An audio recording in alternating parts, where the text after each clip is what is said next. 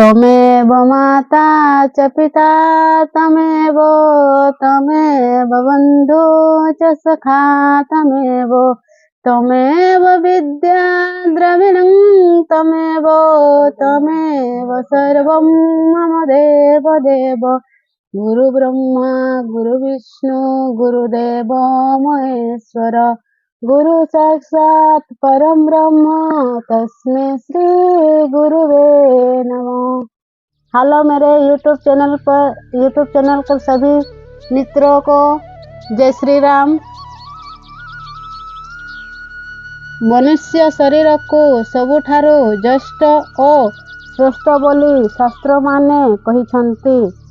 देवता और राक्षस मानक जीवन भोगविलासरे कटे। मनुष्य जीवन सुकर्म रे व्यस्त रहिले जीवन रे प्रकृत शांति मिलिब। मनुष्य सबुठारु बड़ शत्रु हेउछि गर्व और अहंकार। जो मानक ठारे एही दुर्गुण थाए सेमाने भगवानक ठारू लक्ष्य योजन दूर रे रही दुखमय जीवन यापन करती। मने रख संसार रे रही अन्य सहित शत्रुता करी चलिले काहारी को शांति मिले नहीं। सत्य सनातन धर्म को निष्ठार सहित पालन करी निजर कर्तव्य कले जीवन आनंदमय होई जीव। सत्य हेउछि सबुठारु महान।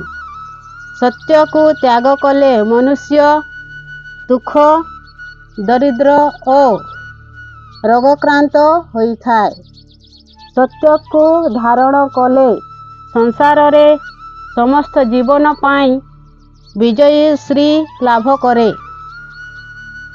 सत्य परी धर्म नाही मिथ्या परी पाप नाही। काम क्रोध और लोभ हेउछि मनुष्यर महान शत्रु।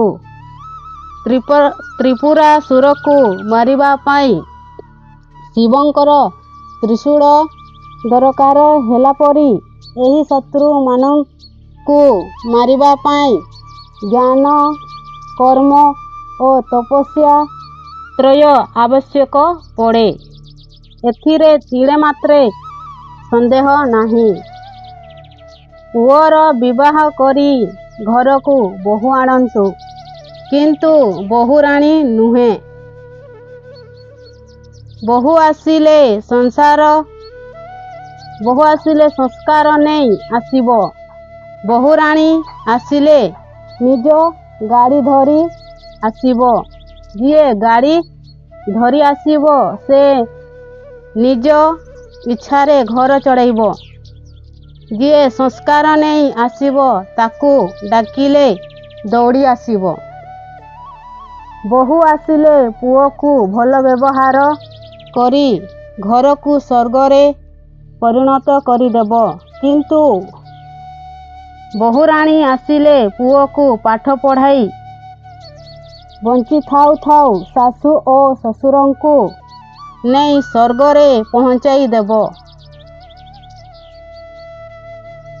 किंबा विदेश को बहुराणी को नहीं बुढ़ा बुढ़ी को छटपट कराई देब। सेथिपाई काहाकू आनिबे आगरू चिंता करी काम करिब। भगवान को पाइबा पाई आखि किंबा जीभर दरकार पड़े नहीं।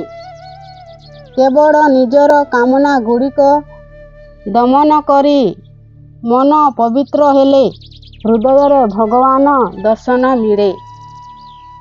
विद्या समान चक्षु नहीं सत्य परी तपस्या नहीं।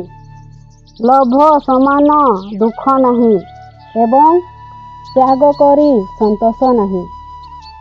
सेथिपाई तो कथारे अछि विद्या अटई महाधन बाड़के कर उपार्जन।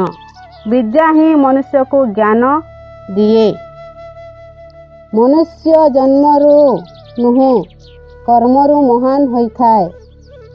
ଗୀତା ଭାଗବତ ପୁରାଣ ଆଦି ଗ୍ରନ୍ଥମାନଙ୍କରେ ଉଲ୍ଲେଖ ଅଛି। କର୍ମ ଅନୁସାରେ ଫଳ ଏବଂ ମଞ୍ଜି ଅନୁସାରେ ବୃକ୍ଷ ହୋଇଥାଏ। ନମସ୍ତେ।